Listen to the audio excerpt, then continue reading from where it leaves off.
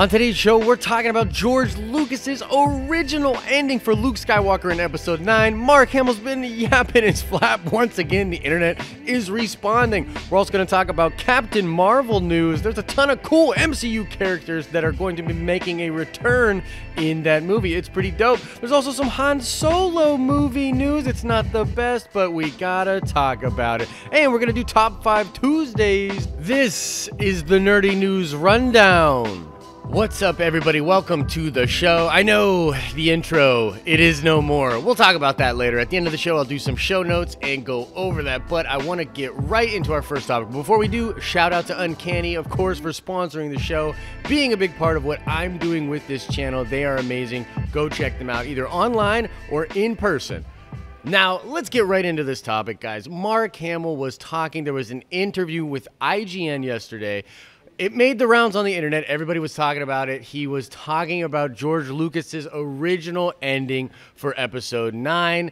And I want to read that quote to you the way that it was reported, the way that people thought that it actually had happened. Well, I happen to know how George was going to end it. He wasn't going to kill Luke Skywalker off until Episode 9. He had an idea for an actual arcing Star Wars story. Disney has no idea what they're doing, and they're handing baton to creator after creator. Also, Rian Johnson. So yeah, that's the way it was reported. Now there's a lot of layers to this story, and I want to break it all down for you and talk to you. Now, a lot of you will be saying to me in the comments section, oh my gosh, here goes Mark again, throwing dirt at Star Wars, talking crap on The Last Jedi. And I don't think that's exactly what happened. A lot of people in the press were talking about this too, and they were saying the same thing, like, Mark, let it go. You are literally hurting this problem at this point, right when everyone was starting to heal from The Last Jedi. Now you reinvigorate all of that drama. And I don't think that's exactly fair to Mark. If I'm reading what I read on IGN correctly, I think he was baited into this question. This goes back to what I keep talking about on this channel, the fact that these news outlets, journalists, and junkets are doing stuff to simply get attention and get views. And trust me, I get it. I'm in that similar arena. But the bottom line is, you have journalists saying, Mark, stop talking about this, stop doing it, you're really hurting the fan base, and yet they're grabbing it and blasting it all over their websites or their YouTube channels. I bet if you really looked, if you were in the room with him while he was doing this interview, he probably said a ton of stuff about how much he loved the process, how much he loves Ryan and The Last Jedi and everything that's going on with Lucasfilm. However, that's not sexy. That's not what people want to hear. And so this interview was made to seem as though here goes crazy Mark Hamill again, talking about The Last Jedi and Luke Skywalker. Now, as far as the comments for what he made exactly, I will say that I think George Lucas had this idea way back in the day. This idea involved Luke dying in Episode 9 after training Leia as a Jedi. Now, that's an awesome prospect, but I got news for you. That actually did happen in canon, and I know it wasn't in the movies, but it was in the Last Jedi novelization. Leia talks about the training for the Force that Luke gave her. And so Luke did teach Leia things about the Force, but obviously never made her into a Jedi. Leia's arena was more politics, and that's just sort of always where that character lived. I also think that it's absurd to think that a rough outline that George Lucas had for the continuation of this story, which I think was literally around the time he was making Return of the Jedi, that it's crazy to bring that up like 30 years later and be like, hey, look, The Last Jedi, we didn't like it. Here's some notes on a napkin that George Lucas told Mark Hamill about. This is way better. I think that's kind of crazy, but that's also kind of where the fan base is at right now. I mean, do I want Luke Skywalker to return? Absolutely. Do I think that George's vision was completely abandoned?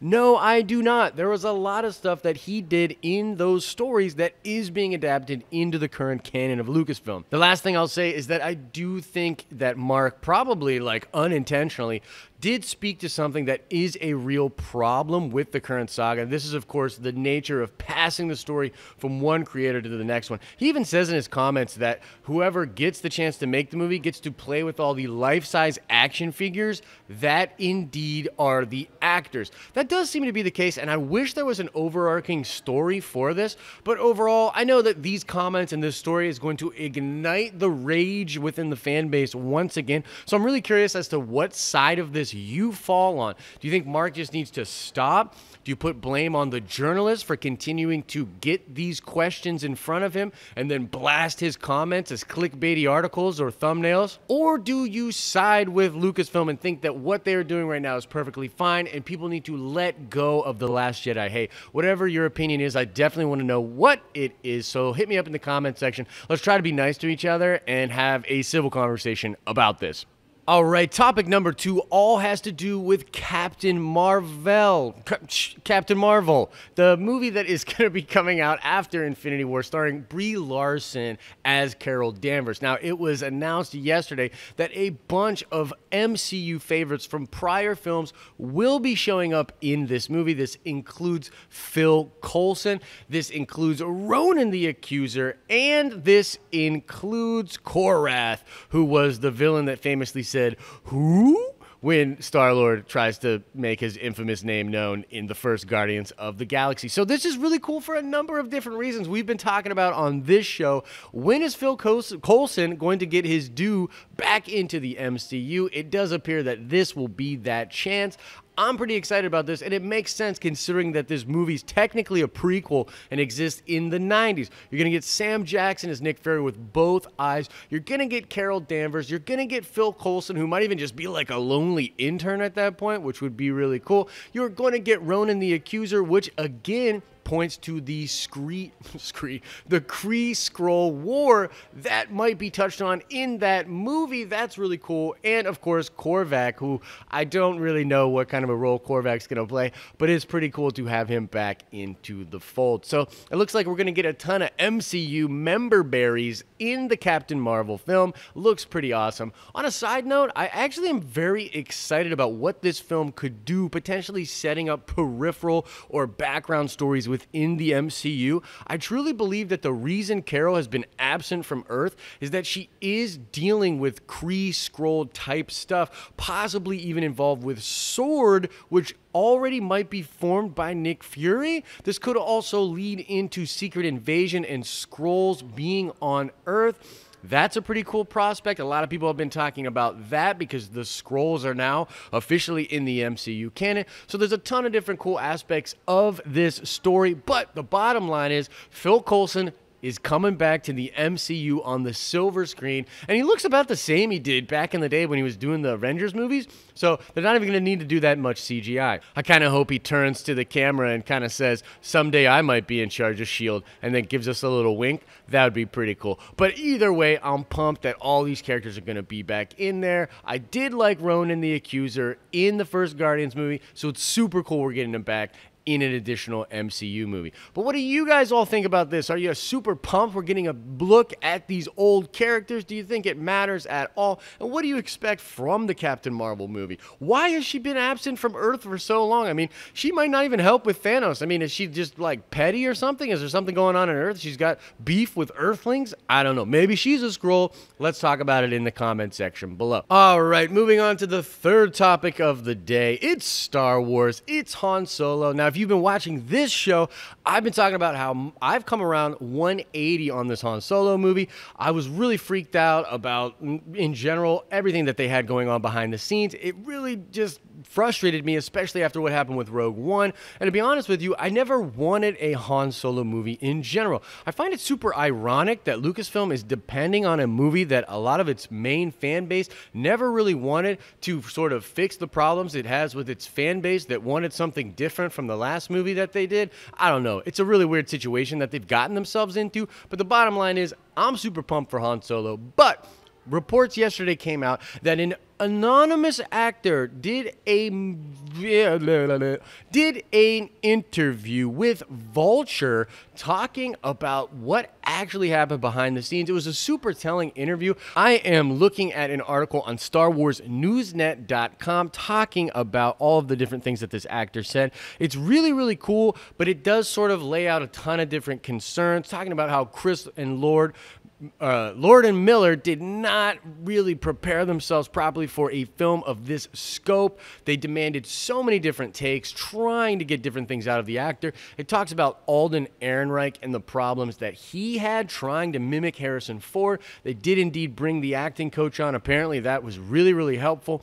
There's also some talk about what Uncle Ron did when he came in and fixed the film. A lot of close-ups, not using full wide shots on sets that were only half built, and different things like that. Overall, the vibe I got from this was that the movie is actually a mess, or at least the production for it is a mess. Han Solo is now on its press tour. We should be getting more and more information and stuff from behind the scenes for this film, but if for no other reason than curiosity to see what is happening in that smoking kitchen, I am very excited to check out the Han Solo movie. This article, by the way, the reason I wanted to cover this on the show is because this is the opposite of what Mark Hamill is doing.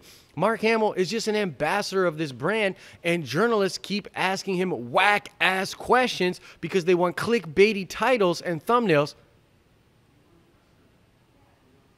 And that is him just honestly answering that. What do you want him to do? Be a PR agent and just totally hide his feelings? It's unrealistic. However, what he is not doing is going behind the back of everybody and doing anonymous interviews.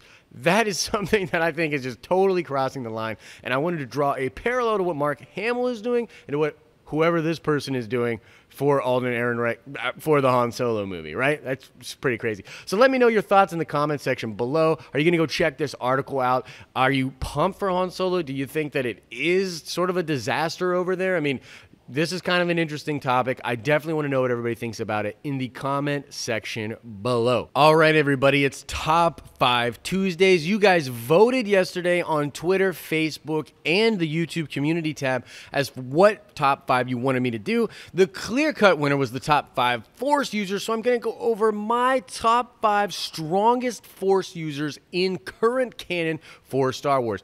First, I want to start with an honorable mention. This would be Luke Skywalker. Of course, I think Luke Skywalker is very powerful. He's incredibly dope and one of my favorite characters in Star Wars. However, until we see if he comes back in 9 and what he is able to do as a Force ghost, I cannot put him on this top 5 list. I think you'll see why as I keep going. So, coming in at number 5 is Ezra Bridger, the Force-sensitive thief turned Jedi from Star Wars Rebels. Now, Ezra is very gifted in the Force, and that is apparent immediately. However, the journey that his character takes in Rebels is very interesting and showcases all sorts of cool new abilities and ways to manifest Force powers.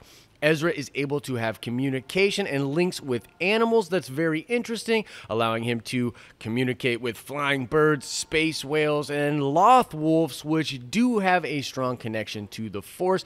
He witnesses holocrons joining together and sees very crazy Force truths, and due to the help of the Cosmic Force, is able to unlock the Jedi Temple on Lothal and enter the world between worlds. Nobody, even the Emperor himself, was able to do this, and certainly not on their own.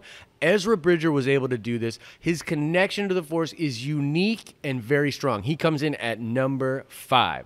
Number 4 is Master Yoda. I think Master Yoda was a lock for this list. I mean, obviously, his midichlorian count is super, super high. If you even like midichlorians, sorry, but I had to bring it up. He is an incredibly strong Force user and very, very wise. The reason I have Yoda on this list is not just because of the stuff we see him do in the movies, but if you pay attention to the comic books and also in Clone Wars, where he is visited by Qui-Gon Jinn, showcasing an incredible connection to the Cosmic Force. He goes out and finds the Force priestesses and communes with the Cosmic Force directly, facing his own dark side and figments of Darth Bane.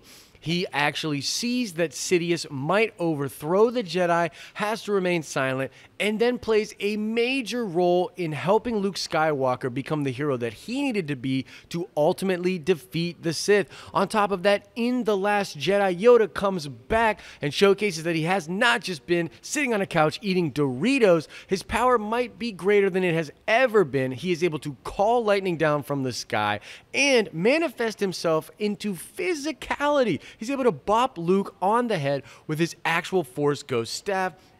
That is absolutely insane. Master Yoda, incredibly powerful with the Force. He comes in at number 4 on this list. Number 3 on this list might be a surprising one for you guys, but it's Mother Towson of Dathomir. Now, She is actually the mother of Asajj Ventress and is a shaman of Clan Mother and the Night Sisters, which were a group of Force users on the planet of Dathomir that literally used magic. This is that stuff with the green flames, and honestly, her prowess within the Force was sort of unmatched and highly unique. Dathomir itself was sort of a fissure or point of focus for the Force. Darth Sidious goes there at a younger age to recruit an apprentice, which would of course become Darth Maul. Now, much later down the line, Mother Towson is able, using the Force magic, to literally bring back the mind of Darth Maul. This is after he was cut in half and sort of becomes a parasite-like being. She's able to bring him back and restore him to his prior level of being. Her abilities in the Force were absolutely insane and incredibly unique. Her daughter, Asajj Ventress, was actually recruited by Count Dooku to be his apprentice, showcasing that once again, Dathomir is putting out a ton of very cool Force users. Towards the end of her life, she's also able to possess Count Dooku and have him fight against Grievous and Sidious. Now, she's ultimately defeated by those two, but she's literally able to possess a very strong Force user such as Count Dooku. We actually see Darth Maul utilize a similar power in Star Wars Rebels when he possesses Kanan Jarrus. So for all of those reasons and so many more, Mother Towson gets number 3 on my top 5 Force users list. All right, let's get into the top 2. This is where it's at. This is where it happens. Number 2 is Sheev Palpatine, the Galactic Emperor himself. I mean, what can I say about Sheev Palpatine that has not already been said? Behind the shadows, he was able to literally conquer the galaxy, establish his empire, and destroy the vast majority of the Jedi, who at the time numbered in the tens of thousands. If that wasn't enough, he was able to figure out massive secrets about the Force itself, and every single time I see him in an ancillary material, whether it be a book or a show like Rebels, he showcases new Force abilities that I didn't even know existed. He was able to sense that Yoda was on the Sith homeworld in Star Wars The Clone Wars, and he fought him in spirit form. That's absolutely crazy. He's able to Force project himself at the end of Star Wars Rebels to try to tempt Ezra Bridger into giving him access to the world between worlds. He utilizes the Force magic that he has to see all across the galaxy.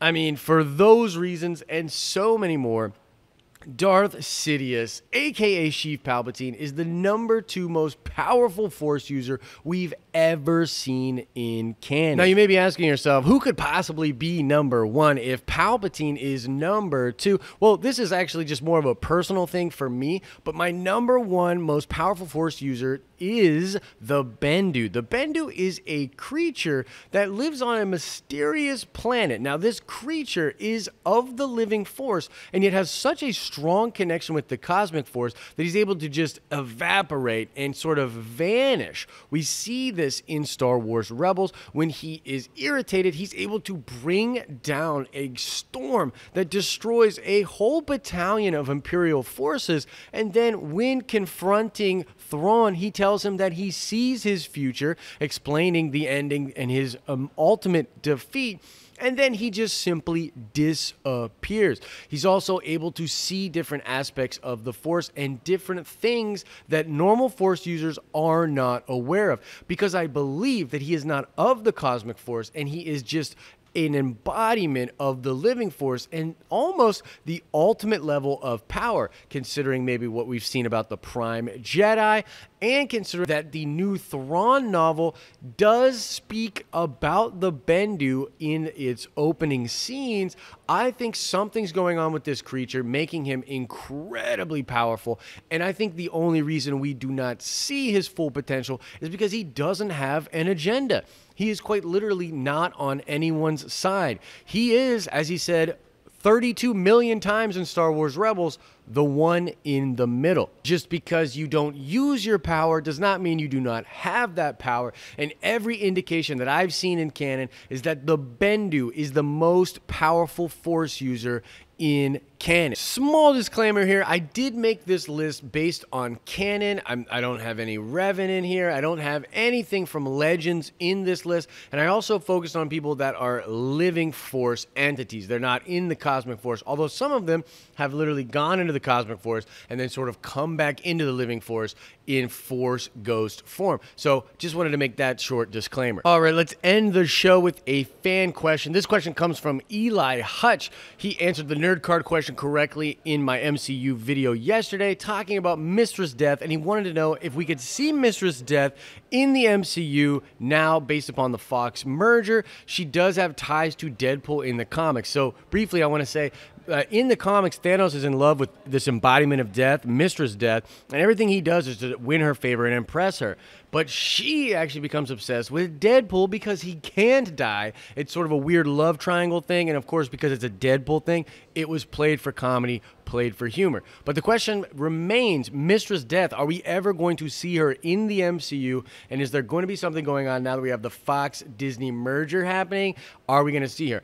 I would say probably not. Everything we know about what they're doing to the Thanos character in the MCU is that they are trying to humanize him. They're trying to make him much different. So instead of being a crazy nihilist that believes that he's winning the favor of this embodiment of death, you have a character that lost his entire homeworld due to cosmic dealings, and he never wants that to happen again. He's trying to balance the universe so that half the universe can remain and survive. I believe Thanos thinks that if he doesn't do this sort of grooming, that the entire universe will be gone, and that is a big, big deal to him. So I actually don't think we're going to see Mistress Death in the MCU anytime soon, and if we do, I personally think that Hela is going to embody that character moving forward. But thank you very much, Eli Hutch, for the question. That's all for today's show. Guys, if you like what we're doing on this channel, give this video a like, share it with your friends, and consider checking us out on Patreon. The Patreon definitely helps us out quite a bit.